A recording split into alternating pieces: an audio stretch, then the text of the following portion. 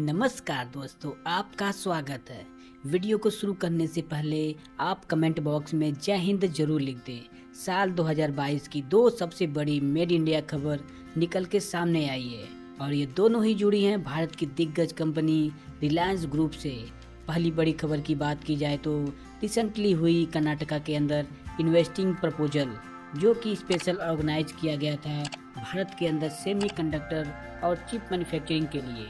इसमें 4 कंपनियों ने बढ़ चढ़कर हिस्सा लिया था, जिसमें 2 भारतीय बड़ी कंपनियां भी शामिल हैं। पहली कंपनी का नाम है रिलायंस इंडस्ट्री और दूसरी का नाम है HCL। तीसरी कंपनी है ISMC और चौथी कंपनी है इजराइल की नेक्स्ट ऑर्बिट वेंचर। रिपोर्ट्स के मुताबिक कर्नाटका सरकार ने सभी कंपनियों को अप्रूवल दे दिया है और चारों कंपनियां मिलकर के लगभग 22,900 करोड़ यानी कि $3 बिलियन का निवेश करके इलेक्ट्रॉनिक मैन्युफैक्चरिंग को बढ़ावा देंगी। रिपोर्ट्स के मुताबिक मैसूर के अंदर कोचन हल्दी के इंडस्ट्रियल एरिया में सरकार ने लगभग 150 एकड़ की भूमि को आवंटित कर दिया है, जिसमें ये कंपनियां अपने नए यूनिट्स को लगा करके अपने प्रोडक्शन को शुरू कर सकती हैं। इस रिपोर्ट की डिटेल में बात की जाए तो यहाँ पर इजराइल की कंपनी के हाथ में इस मैन्युफैक्चरिंग का 10 से 15% हिस्सा होगा। वही रिलायंस ग्रुप के पास 26%, HCL के पास 51% और बाकी का बचा हुआ ISMC के पास रहेगा। ओवरऑल देखा जाए तो यहाँ पर भारतीय कंपनियों के हाथ में एक बड़ी हिस्सेदारी सौंपी गई है। होने वाले इस बड़े निवेश के लिए केंद्रीय इलेक्ट्रॉनिक और IT राज्य मंत्री राजीव चंद्रशेखर जी का कहना है कि अगले 30 से 60 दिनों के अंदर देश में इन इलेक्ट्रॉनिक चिप मैन्युफैक्चरिंग कंपनियों का काम शुरू हो जाना चाहिए और जल्द से जल्द भारत के अंदर चिप मैन्युफैक्चरिंग के प्रोसेस को शुरू किया जाना चाहिए। आपको याद ही होगा कि दिसंबर 2021 में केंद्र सरकार ने वैश्विक इलेक्ट्रॉनिक मैन्युफैक्चरिंग हब को ध्यान में रखते हुए भारत के अंदर लगभग 76,000 करोड़ की PLI स्कीम को अप्रूव किया था। ये लगभग $10 बिलियन की एक योजना है, जिसके तहत उन सभी कंपनियों को छूट मिलेगी जो कंपनियां भारत के अंदर इलेक्ट्रॉनिक्स की मैन्युफैक्चरिंग करेंगी।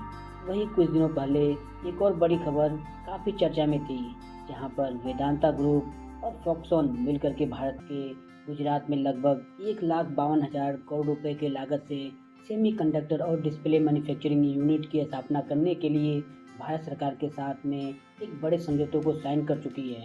कर्नाटका और गुजरात को मिला लिया जाए तो भारत के अंदर कई बिलियन $, की परियोजना अब भारत में शुरू होने वाली है। ओवरऑल देखा जाए तो गुजरात और कर्नाटका मिलकर के लगभग $5 बिलियन की लागत से सेमीकंडक्टर, चिप और डिस्प्ले मैन्युफैक्चरिंग को बढ़ावा देने वाले हैं।